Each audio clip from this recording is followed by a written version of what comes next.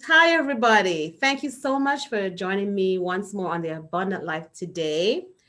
I'm so happy to have a special guest with me to talk about anxiety and nutrition. You do not want to miss this. It's going to be good. So remember to subscribe, click the bell to be notified of new videos, and you stay right there because I will be right back.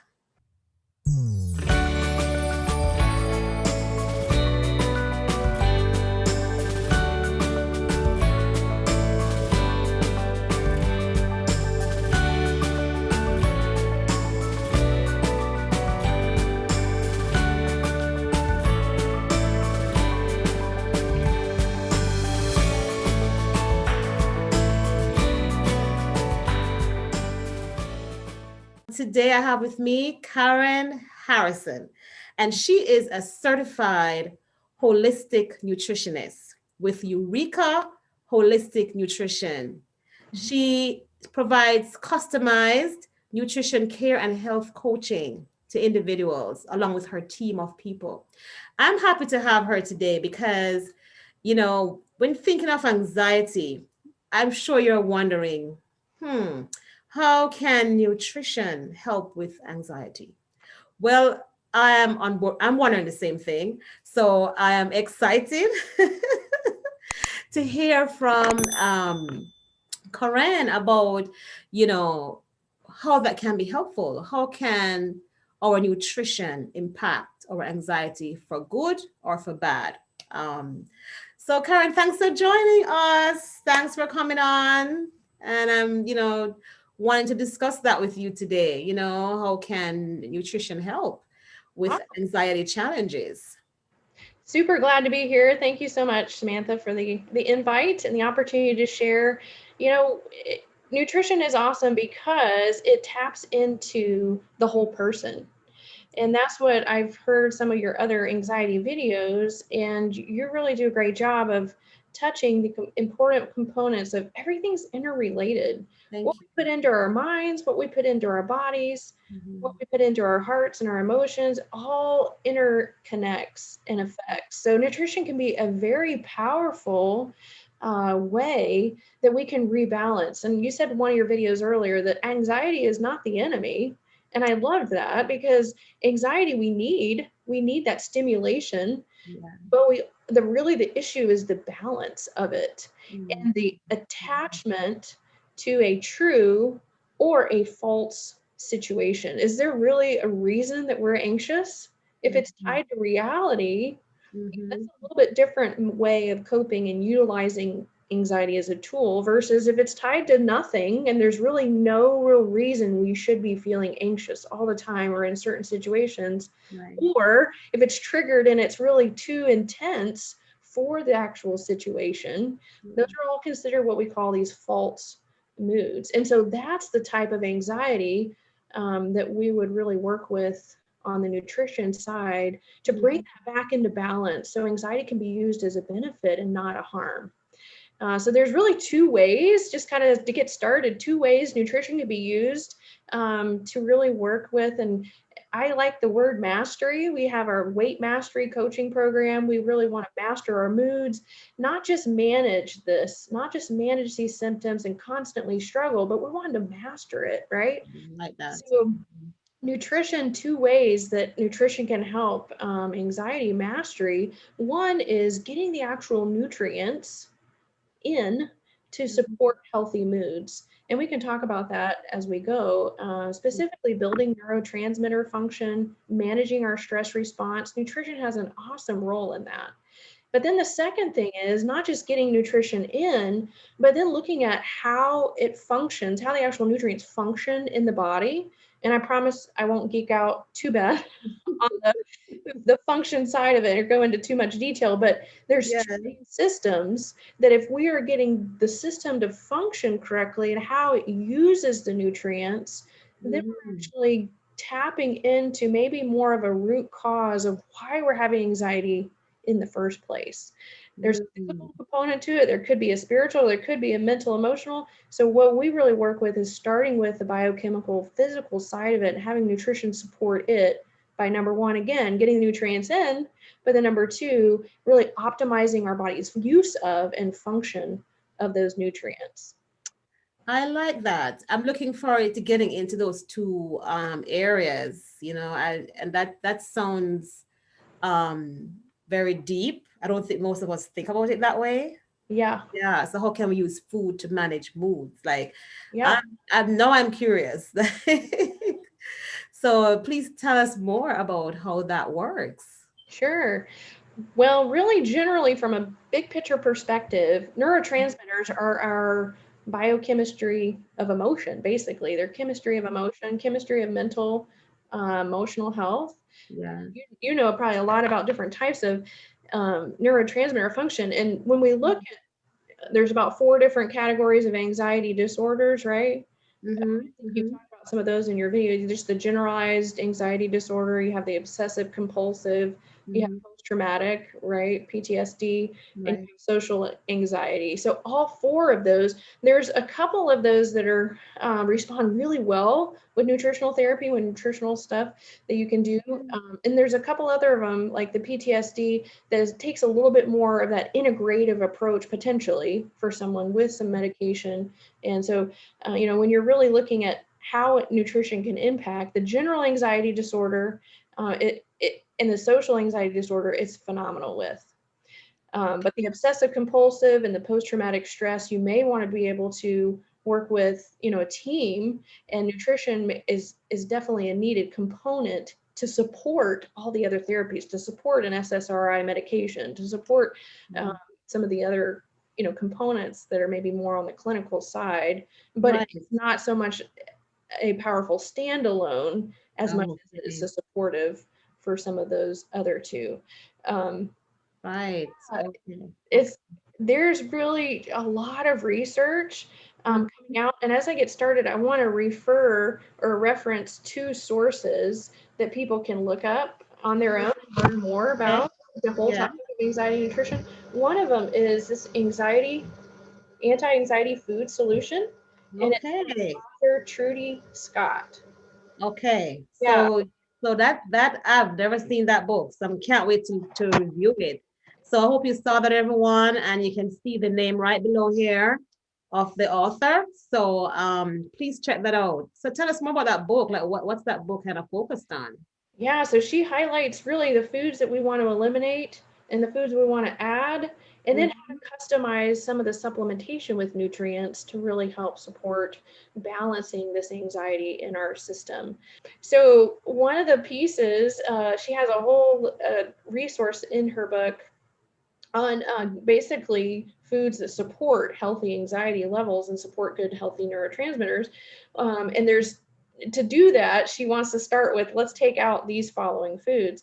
And most of the time, 85% of Mhm. the time that people are dealing with anxiety, the foods that are going to be the most offending or the most problematic for people, and they've done multiple tests on this, are these three. Number one, gluten Oh. in grains, Mhm. and gluten is in wheat, rye, barley, and oats. And it's not so much the gluten in of itself is bad as much as how we process it in our modern day changes how Oh. our body's able to interact with it. And gluten, we have seen so many times that once we remove gluten from someone's diet, their anxiety Mhm. just drops dramatically. They may Really? not totally get rid of it, but it's a game changer. And then Wow. yeah, Wow. And gluten is like a staple. It's like you talk about breads and right. anything with wheat and oats. That's like in almost There's all our foods. there's so many options on the market nowadays for Okay. gluten free, and just because it's gluten free doesn't necessarily mean it's healthy. Because the same damage that gluten can do, Mm-hmm. a lot of times when gluten free manufacturers, they're still using some of those same processes in the alternatives. So at Eureka, we help people navigate what's a really truly gluten free diet look like for you. It doesn't necessarily maybe need to be 100%, Mm-hmm. but also how to process grains, how to eat grains in a more functioning, digestible way that they're not going to be as inflammatory as they Okay. would have been. So we do a lot with sprouted grains. We recommend a traditional sourdough. We could soak your oats overnight. You can do gluten-free oats. They don't even taste different. There's a lot of option to where you're limiting the processed, refined grains, and Right. that's just general health as well. Mm-hmm, mm-hmm. Improves. Um, but gluten is kind of an offender, especially for someone who has a lot of anxiety and even some other mental health and mood issues. It's helped me personally. I don't have to totally eliminate it, but I limit it as much as I can, and it definitely has made a difference for Yeah, me. difference. Okay. Mhm. Um, Interesting. the second one is processed sugars, and that's a long list of those two, but Yeah, it's a long list. uh, versus whole sugars. So I'll Mm-hmm. just kind of name a few practical ones. And Okay. another thing I'll mention here, Samantha, is I've put together a list of nutrition solutions for anxiety. And Okay. it's just a free resource. And so anyone that would like to email me, I would be more than happy to send that. And I'll include these lists so people can see the whole list of foods.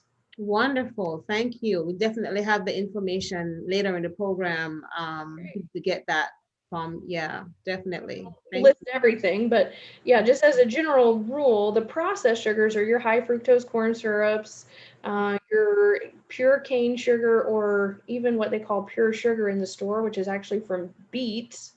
Those are very refined you. Mm-hmm. versus like a coconut sugar or even an organic maple syrup or raw honey. Those are whole sugars. They have all the Okay. necessary nutrients to help the body utilize them, and they don't convert so quickly and raise insulin so fast as a processed sugar would. Interesting. Even processed regular cane sugar, for just all the regular brown sugar, powdered sugar. Then of course the corn syrups are the really the worst offenders. Uh, yeah, so those two things, and then the third one is processed dairy. Mm. Yeah, the whole dairy, the really good unprocessed dairy, and I'll define what that looks like. That can actually support moods, but the very processed dairies, for a lot of people, is something that truly is inflammatory and it blocks some of these neurotransmitter functions. Uh, Interesting. That's powerful. yeah, it's amazing Knowledge is because power. Wow. those two, the grains and the dairy, those two food groups are the ones that we as humans have altered the most from what the Wow. original design of those foods are, and really historically have been eaten for generate thousands of years. We've changed them in the last 100 to 150 years through all the processing, the pasteurization, the homogenization, the added hormones, the Mm. added antibiotics, to where it's not really a healthy food. It's not that the food itself is bad. Milk is a Yes. generational historical food, but Mm. so shifting instead of just conventional processed milks and dairy, shifting to cultured dairy and whole as much as you can, whole grass-fed dairy. Um, and sometimes you don't hear that in conventional mainstream nutrition, but Mm. the philosophy is behind it is whatever it's designed to be in nature, Mm-hmm. food itself, the closest we can get to that, the more nutrients and the more pieces to the puzzle to help our bodies actually utilize it. And it doesn't create all these imbalances that we Wow. experience, or even these allergies or symptoms, or and anxiety is usually a key symptom of food sensitivities. It's a big one. Interesting. Mhm. That is, and I hope everyone is kind of you have your pen and your papers like writing this down because but what's this is very important information that we need to know. Well, I need to know that too.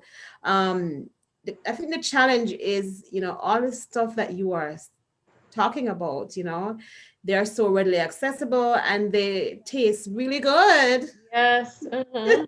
That's So right. it's like so easy to have and they taste so nice, but based on what you're saying, they're Mhm. literally altering Yeah. our hormones and impacting our neurotransmitters. So it's affecting our bodies in a negative way.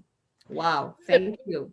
make a really practical application to what I just said. Mm-hmm. This has been for me personally, and for a number of our members and clients that we worked with over the years, it's been true. And it's literally breakfast. So you take what I just said about grains and dairy and you Yes. transfer it into a meal, right? So what do most people eat that's super convenient? People love it for breakfast. Bread, Yeah, cereal. I don't know. that's right. Cereal and milk, right? Both of Yes. those things in the morning, first thing. It's easy, it's quick, it tastes sugary, Yes. it's, if we made one change, if someone's struggling with anxiety, or their child is, because we see more and more anxious symptoms, anxiety of symptoms earlier and earlier, Mm-hmm. Yeah. is to make that one change at breakfast. So literally pulling out the cereals, the grains and the milks at breakfast, and putting in a really good quality protein into breakfast. So it could be pastured eggs, it could be like a nitrate free turkey sausage, it could be a sprouted grain toast with a fried egg and a little bit of cheese on it, with some Mm-hmm. strawberry, putting a whole foods protein based, could be a smoothie, with a little bit of peanut butter and some yogurt, some, low sugar yogurt with some berries. So putting in a protein breakfast in the morning, taking Mm-hmm. out the refined grains and the processed dairy, honestly, just making that one change it would be interesting if someone's struggling with anxiety to track that over. You would notice it within a week. If you took Wow. that out, consistently every day, didn't eat cereal Mm-hmm. for a whole week, Yeah. especially if someone who was eating it every day, that's just their normal breakfast. If someone's eating it every now and then, maybe take a 2 week time frame and trial it. But that's kind of a practical. And when I did that, oh man, my whole metabolism kind of shifted. I Wow. slept better. I woke up with more energy. My weight started to normalize a little bit. I had about Mm-hmm. 30 Mm-hmm. pounds to lose at the time. And that's been true. Putting protein in at breakfast is probably one of the most important nutritional shifts the majority of people can make, especially with a little bit of extra fat in the morning, too. Okay. So, yeah, that's kind of more on a practical side of it. Mm-hmm. Mm-hmm. That's helpful. Mm-hmm. People need options, right? And like what you're suggesting, like, okay, if you can't, this is what I'm saying is harmful, but you can try this instead. So that's very helpful. Yeah. Yeah. Yeah. And you can find things that people like, they don't feel like, okay, I'm just giving up my cereal, but what do I do? And now I don't know what to eat. And Mm-hmm. Mm-hmm. I need that in the morning. Well, we can find some alternatives. And we really want to meet someone where they are. If they really feel like they need to have that, well, let's just, instead of doing 1% or skim processed milk, let's do that grass fed whole milk as close Oat to milk. nature as we can. And Mm-hmm. let's go ahead and put in a little bit a more nutrient dense type of cereal, start that shift slower. But until someone totally eliminates something, they're not going to know if that's really impacting them or not. And if you say, Right. let's just try it for a week, a lot of people can do something short term. And man, if they start feeling better, that's the motivation. That is a motivation. Do you normally recommend like alternative to milk, like if soy products or almond? I have to have almond, Mhm. and oats, and oat milk is a new thing. So I don't know, is that in the processed form or that's okay? Is that, Yeah. something? Nut milks are great. Coconut milk is fantastic. Almond milk. Okay. Oat milk could potentially have some gluten in it because oats have gluten. I was thinking, yes. And Okay. then the only one we wouldn't recommend is soy. Um, Okay, tell me more about that as to why. yeah, soy could be actually one of the most offending foods as far as sensitivities and altering some of the. And really, I probably could have put it in my list of foods to avoid simply Mm, because it has three components to it. One, it's genetically modified all the time, 100%. It's always going to okay. be genetically modified. And our bodies don't respond as well to genetically modified foods. Mm-hmm. That's a whole other discussion. But the second part is it has a lot of what we call phytoestrogens. And so it can mimic the body's estrogen response and almost overload our system and create kind of Mm-hmm. this estrogen dominance. And then the third thing is soy actually inhibits thyroid function. Okay. Kind of blocks iodine absorption. Iodine's part of making thyroid. So soy, as a general rule, unless it's fermented like miso Mhm. or tempeh, um, generally soy is just a commodity crop that we have as Americans really pushed as a health food back in the 70s specifically, Mhm. but it's super cheap to make, and it has a pretty good amino acid, those nutrients that break down from proteins profile. So it's touted as a health food, but really it's the breakdown, the processing of it creates some of these issues that I just mentioned. So we're not big fans of soy, and Okay. as a meat substitute, especially processed soy. Uh, Yes. yeah, for that reason. So soy milk would probably wouldn't put in the list, but yeah, the nut milks are great. Yeah, so almond milk or coconut milk, if people don't Mhm. have nut allergies or nut sensitivities, could be a really great option. Okay. Uh-huh. Okay. So does that, because okay, so you just spoke about, the food and how to help to manage your mood with Mm-hmm. eliminating stuff and Yeah. adding a few wholesome ideas. So that's very helpful.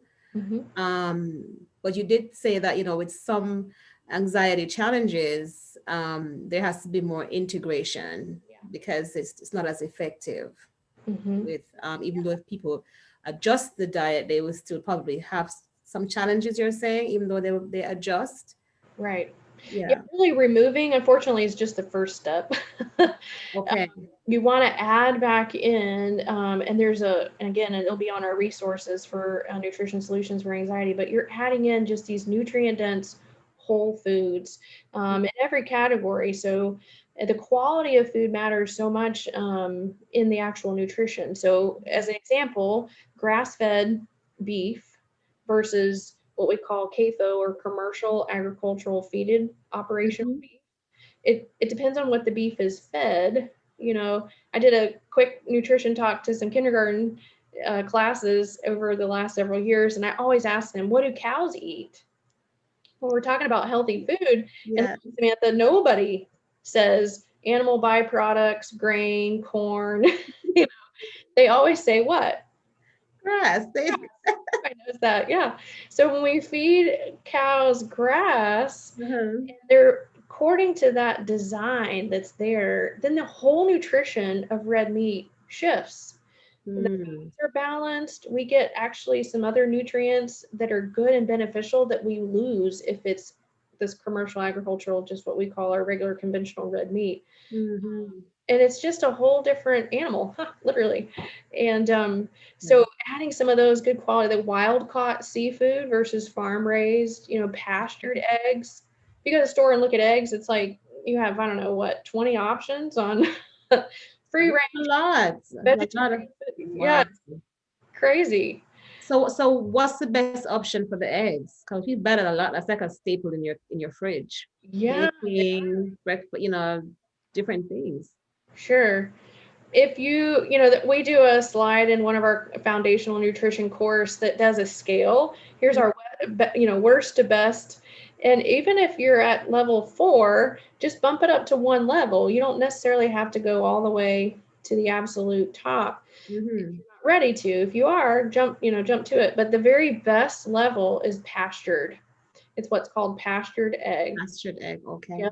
And because the difference, free range just simply means they're in a chicken house and they're able to walk around. They're not in a cage, but they're not really given access to outside. They're not really able to forage and eat outside, uh, herbs and bugs and all that. They're just fed a certain diet inside a chicken house.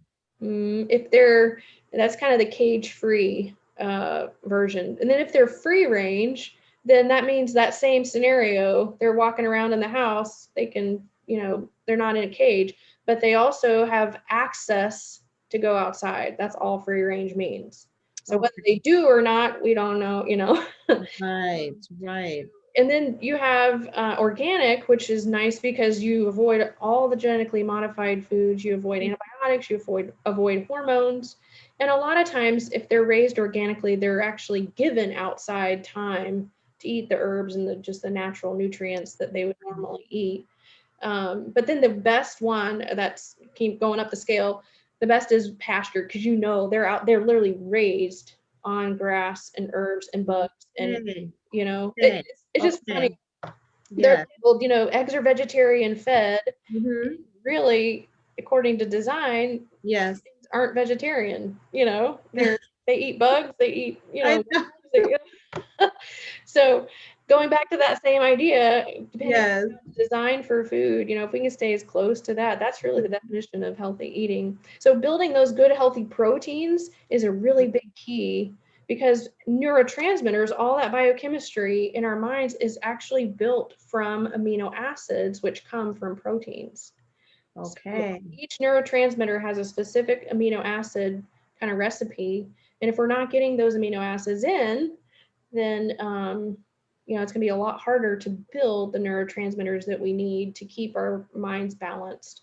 So yeah, proteins are probably the number one piece to a diet that we want to make sure that. And a lot of times we in America we eat refined grains and a lot of sugars, and Mm-hmm. we usually are really low actually on good quality nutrient dense proteins. Good quality, nutrient dense Mhm. protein. Yeah. We don't want to forget that. Good quality, nutrient dense protein. It helps our brain. Obviously, this is what you're saying. So you're going into the technicality of it, which I think we need to know, you know? And that's why we're talking to you today, because this is what we need to understand. It's not just putting something in your mouth, it has an impact, Mhm. and it's a great impact. Yeah. Okay. Yeah, those, we're talking about carbohydrates, kind of those refined sugars, anything that Mhm. transfers to sugar in the diet. If we have the good whole complex, like the coconut sugars, the raw honeys, Yes. the sprouted grains or the fruits and the vegetables, those are all good complex carbohydrates that really transfer into good balance on metabolism, good balance of all these neurotransmitters. They don't spike insulin, create all this mood issue. Right. Talk about proteins.